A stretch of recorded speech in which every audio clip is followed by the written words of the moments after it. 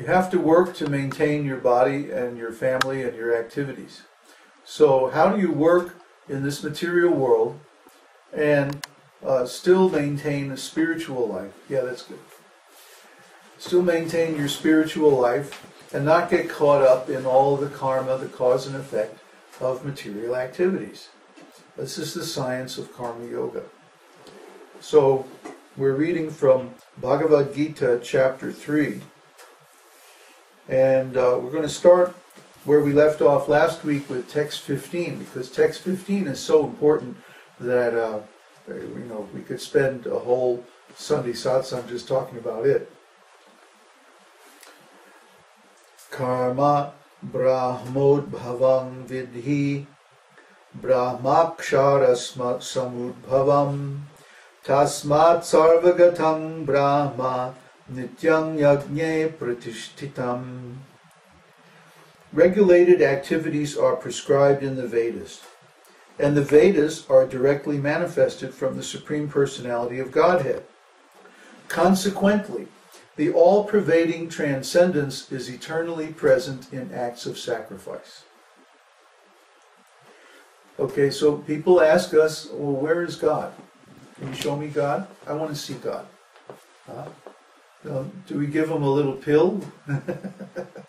No, that doesn't work. Maybe you see some hallucinations or some weird mental visions or something like that, but you won't see God. Why? Because as long as the focus of our consciousness is ourselves, as long as the focus of our activities is ourselves, then we are caught up in the network of material cause and effect. The way out is sacrifice.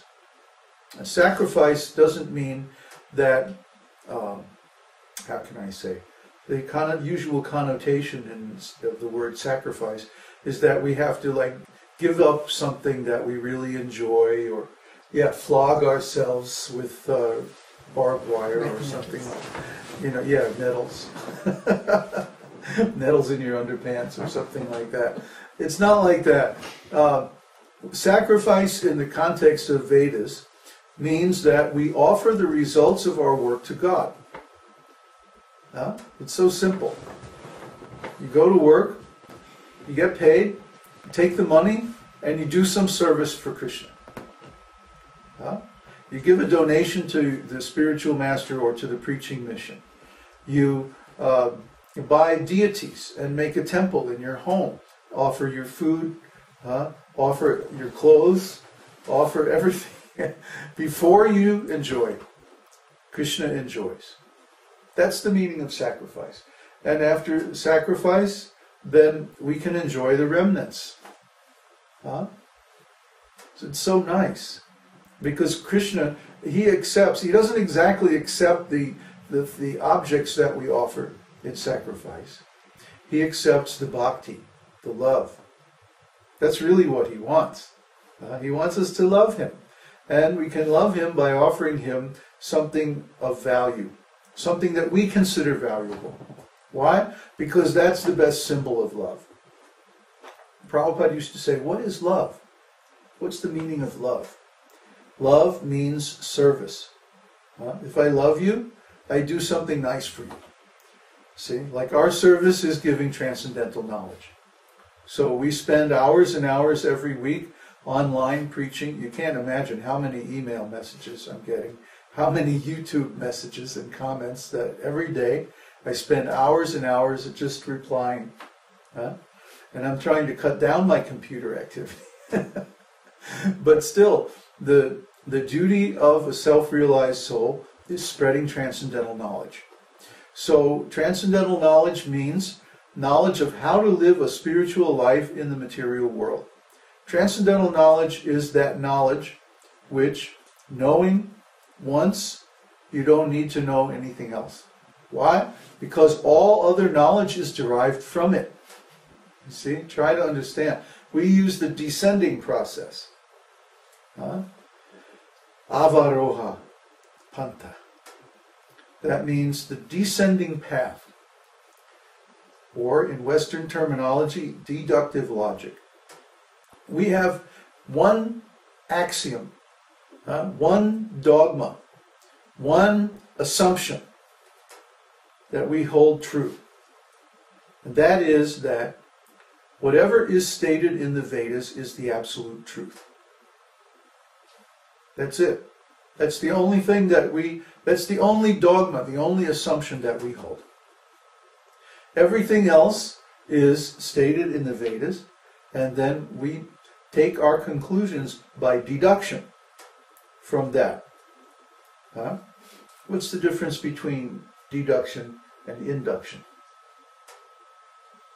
Yes? Yes, deduction, you take it from a superior who knows, and inductive is you do experiments yourself and try to work it out for yourself. That's one interpretation. But say, for example, we want to find out if human beings are mortal. Okay? If we use deduction, we simply take the statements of the scripture that everyone has to face death. Then we automatically conclude that, okay, yes, human beings are mortal.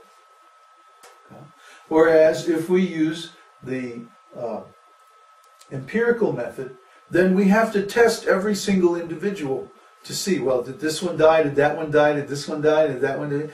And we never really conclude, we never really know whether all men are mortal, because we haven't experimented with all men. See? They're not available to us to experiment. So we're drawing conclusions on inconclusive evidence. It's very dangerous. It's actually less intelligent. Therefore, in the very beginning of the 3rd chapter, Krishna says there are two kinds of transcendentalists, two kinds of people who try to realize the self. And one tries by empirical philosophical speculation, that's the ascending path, aroha panta. And the others try by devotional work, that's the descending path, avaroha panta. Okay? So we follow the descending path. If the instruction is given in the Vedas, then we simply accept it, and we don't have to do all this bothersome experimental work and philosophical speculation and all that stuff. So, you want to see God? Do sacrifice. That's what Krishna says here. Regulated activities are prescribed in the Vedas. Regulated means you follow the regulations. We follow 4 regulations. No illicit sex, no intoxication, no gambling, and no meat-eating, fish, and all of that nonsense. And by following these 4 regulative principles, and the other regulative principle, of course, is always remember Krishna and never forget Krishna. So the best way to remember Krishna is by chanting his holy name.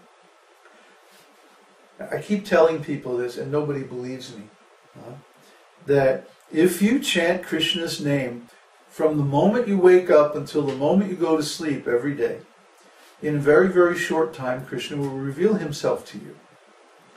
I did it, and it worked. And it worked for everyone who's ever tried it, as far as I know. So, you should also try it. That you get up in the morning, grab your beads, chant the holy name. And you just do the minimum, maybe take 1 or 2 meals a day. Don't do anything else, just chant. Like the devotees here are chanting as much as possible. We have a lot of service to do, so they don't always get 64 rounds, but they try. And you all know that the more you chant, the better you feel.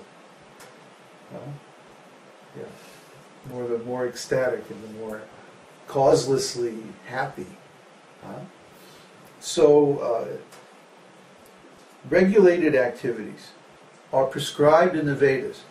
And whatever is prescribed in the Vedas, we simply accept, because that's our assumption, that whatever is in the Vedas is the truth. So the regulated activities are prescribed in the Vedas. And what are the Vedas? The Vedas are directly manifested from the Supreme Personality of Godhead.